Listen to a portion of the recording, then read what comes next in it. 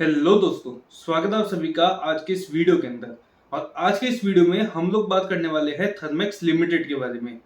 अब ये जो कंपनी है थर्मेक्स लिमिटेड, ये energy, environment and chemical sector की नीड्स को कैटर करती है। ये इनकॉर्पोरेट हुई थी 1966 के अंदर वेंसन इंडिया के नाम से।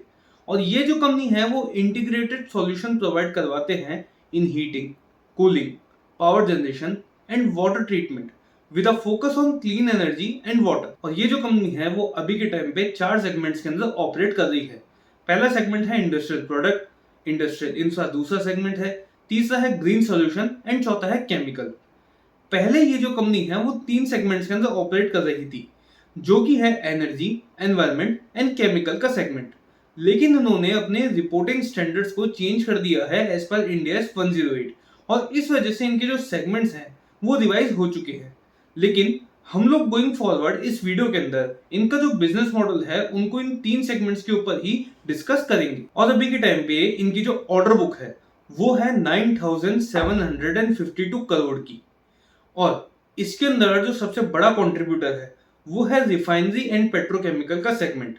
और अभी के टाइम पे इन लोगों को एक 1176 करोड़ का ऑर्डर भी मिला है to set up sulphur recovery block from an Indian public sector company. और इनकी जो प्लांट्स हैं वो अभी के टाइम पे 14 लोकेशंस के ऊपर सिचुएटेड हैं, जिसमें से 10 लोकेशन है इंडिया के अंदर और 4 लोकेशन है इंडिया के बाहर की।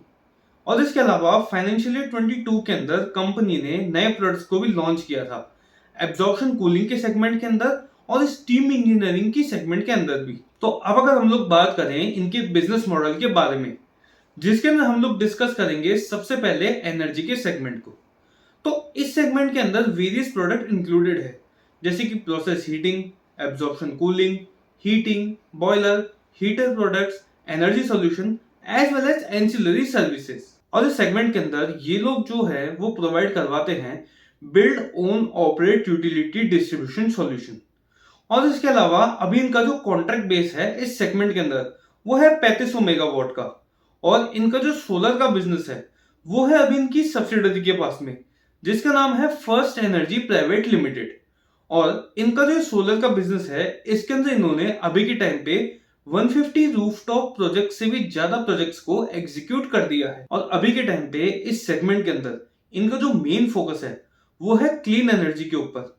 और इस क्लीन एनर्जी को ये कुछ इस तरीके से यूज करेंगे कि अभी के टाइम पे ये लोग जो एनर्जी मिक्स को यूज करते हैं उसके अंदर ये लोग एक शिफ्ट लेकर के आएंगे, जिसकी वजह से अपॉर्चुनिटीज क्रिएट होगी इनके लिए आने वाले ग्रीनफील्ड प्रोजेक्ट्स के अंदर। और उसके साथ साथ में ब्राउन फील्ड के रिप्लेसमेंट को भी ये लोग एग्जीक्यूट करेंगे इस एनर्जी मिक्स के अंदर जो शिफ्ट आएगा उसकी मदद से। और अभी के टाइम पे ये जो कंपनी है वो अपनी डिजिटल कैपेबिलिटीज को भी एनहेंस कर रही है to maintain competitive advantage in market. और उसके साथ साथ में ये लोग इनोवेटिव टेक्नोलॉजीज भी डेवलप कर रहे हैं इन ग्रीन एनर्जी सेक्टर। तो अब अगर हम लोग यहाँ पे आगे बढ़े और बात करें इनके दूसरे सेगमेंट के बारे में, जो कि है इनका एनवायरनमेंट का सेगमेंट। अब इनके एनवायरनमेंट के सेगमेंट के अंदर 2 सब सेगमेंट मौजूद है। पहला है वाटर एंड वेस्ट सोल्यूशन का सेगमेंट और दूसरा है एयर पॉल्यूशन कंट्रोल बिजनेस का सेगमेंट। और इनका ये जो वाटर एंड वेस्ट सोल्यूशन का सेगमेंट है ये सेगमेंट प्रोवाइड करवाता है इंडस्ट्रियल एस्टेब्लिशमेंट और कमर्शियल एस्टेब्लिशमेंट को इनका जो वेस्ट वाटर रहता है उसको ट्रीट करने का सोल्यूशन। और इसके साथ साथ में ये इनके जो बैड एफ्लुएंट्स रहते हैं उनको भी ट्रीट करके रीयूज के लिए ये परफेक्ट बना देता है, जिससे कि इन इंडस्ट्रियल यूनिट्स की जो प्रोसेस रिक्वायरमेंट है उसके अंदर ये जो इनका ट्रीट किया हुआ वाटर है ये काम आ सके। और फाइनेंशियल ईयर 21-22 के एंड होने तक इस कंपनी ने 25,000 स्टैंडर्ड, इसके अलावा 600 इंडस्ट्रियल लार्ज स्केल इंस्टॉलेशन को कंप्लीट कर दिया था। वहीं पे एयर पॉल्यूशन कंट्रोल का जो इनका बिजनेस है उसके अंदर ये लोग पॉल्यूशन कंट्रोल के सिस्टम्स को प्रोवाइड करवाते हैं। इसके अलावा ये लोग फ्लू गैस डीसल्फराइजेशन सिस्टम्स भी प्रोवाइड करवाते हैं to mitigate the emission of sulphur dioxide from thermal power plants. और इस बिजनेस के अंदर अभी तक इन लोगों ने 25,000 से भी ज्यादा सक्सेसफुल इंस्टॉलेशन कर दिए हैं। और इनका जो एम्फेसिस है अब आगे जाकर के इस बिजनेस के अंदर एक ऐसा प्रोडक्ट बनाने के लिए रहेगा जिसके अंदर ये लोग zero liquid discharge system provide करवा सके, जिसके अंदर हो advance multi effect evaporator and mechanical vapour recompression technology. और ये जो प्रोडक्ट है ये अभी इनका इन हाउस डेवलप हो रहा है। और गवर्नमेंट ऑफ इंडिया ने भी यहाँ पे एक ऑर्डर पास किया है थर्मल पावर कंपनीज के लिए for installation of FGD system with in a stipulated time. और ये जो ऑर्डर है ये इन्होंने पास किया है to control the emission of sulphur dioxide from thermal power plants. और ये जो गवर्नमेंट का कदम है इसकी वजह से ये जो कंपनी है इसको काफी ज्यादा फायदा होगा। और अभी के टाइम पे ये लोग जो है एक नया प्रोडक्ट डेवलप कर रहे हैं एयर पोल्यूशन को कंट्रोल करने के लिए, जिससे कि मेनली ये लोग कंट्रोल करेंगे diverse version of air pollutant और उसके साथ साथ में to enable agro based fuel combustion. तो अब अगर हम लोग हमारे वीडियो में आगे बढ़े और बात करें इनके तीसरे और आखिरी सेगमेंट के बारे में, जो कि है इनका केमिकल का सेगमेंट।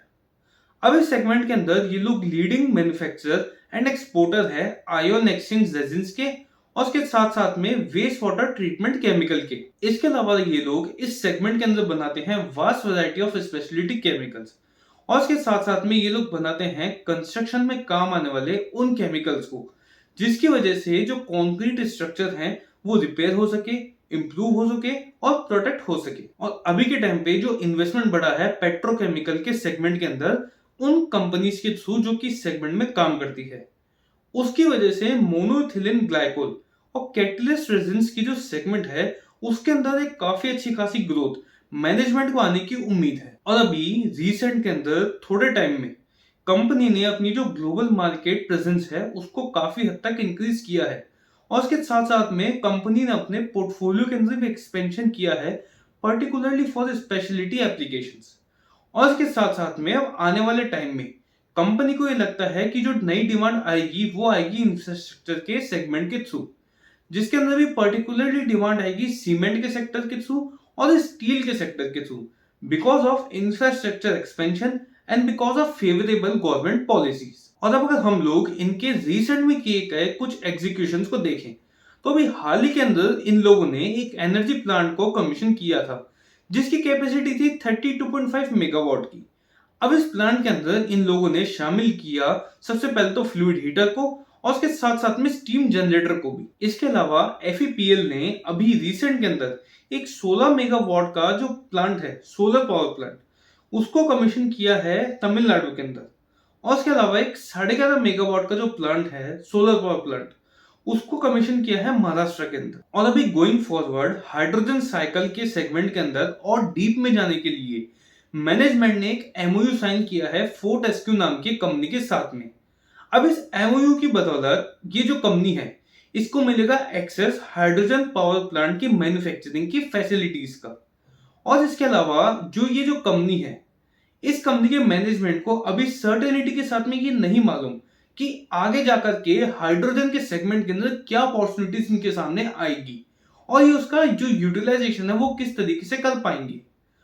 लेकिन मैनेजमेंट इस चीज को लेकर के काफी ज्यादा श्योर है कि आगे जाकर के ये हाइड्रोजन के सेगमेंट के अंदर और डीप में जाना चाहते हैं और ये लोग खुद को एक ऐसे प्लेटफॉर्म पे लाना चाहते हैं जिसकी बदौलत ये बायोमास और हाइड्रोजन साइड की तरफ बढ़े। इसके अलावा ये लोग आगे जाकर के end to end EPC of hydrogen product के ऊपर भी काम करना चाहते हैं और कंपनी हाइड्रोजन के सेगमेंट के अंदर खुद को सिर्फ इलेक्ट्रोलाइजर तक लिमिट करके नहीं रखना चाहती है।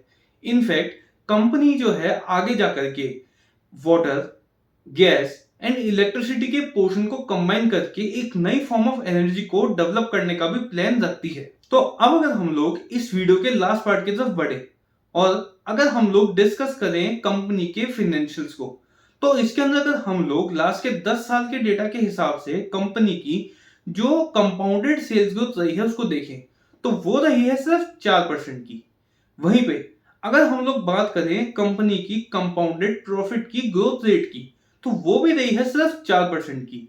इसके अलावा जो रिटर्न ऑन इक्विटी है वो रहा है सेम पीरियड के दौरान 10% का और कंपनी की स्टॉक प्राइस ने ग्रो किया है 15% की सीएजीआर की रेट से। वहीं पे अब अगर हम लोग बात करें कंपनी की बोरिंग्स के बारे में तो कंपनी की जो डेट है मार्च 2012 के अंदर वो थी 273 करोड़ पे, जो कि 831 करोड़ पे पहुंच गई मार्च 2023 आते आते। यानी कि इस पीरियड के दौरान कंपनी की डेट ने ग्रो किया 3 टाइम्स। तो अब अगर हम लोग बात करें इनकी कैश साइकिल के बारे में और इसको हम देखेंगे मार्च 2012 के पीरियड से लेकर के मार्च 2023 तक के पीरियड तक में, तो यहाँ पे इनकी जो कैश साइकिल है वो 62 डेज से इंप्रूव होकर के पहुंच गई है 21 डेज पर। अब इसके जो 3 कंपोनेंट है उसमें अगर हम लोग सबसे पहले देखें डेटर डेज को, तो इनके डेटर डेज जो है 82 डेज से वो पहुंच गए हैं 80 डेज पे। इनका जो दूसरा कंपोनेंट है इन्वेंट्री डेज का, वो 72 डेज से इंप्रूव होकर के पहुंच चुका है 60 डेज के ऊपर। और इनकी कैश साइकिल इंप्रूव होने के पीछे जो सबसे बड़ा कंट्रीब्यूटर रहा वो रहा डेज पेबल। अब इनका जो डेज पेबल है वो 92 डेज से इंप्रूव होकर के पहुंच गया है 118 डेज पे। तो दोस्तों ये था हमारा आज का पूरा वीडियो थर्मेक्स इंडस्ट्री के बारे में। उम्मीद करते हैं कि वीडियो आपको जरूर से पसंद आया होगा। तो प्लीज दोस्तों अब अगर आपने इस वीडियो को यहाँ तक देख लिया है तो इस वीडियो को लाइक करना ना भूलें। साथ ही साथ में इसको शेयर कीजिएगा अपने दोस्तों के साथ में और अपने फैमिली मेंबर्स के साथ में, ताकि जो नॉलेज आज आपको मिली है वो नॉलेज उन लोगों को भी मिल जाए। और इसके साथ साथ में हमारे चैनल को सब्सक्राइब करना भी ना भूलें। तब तक के लिए धन्यवाद।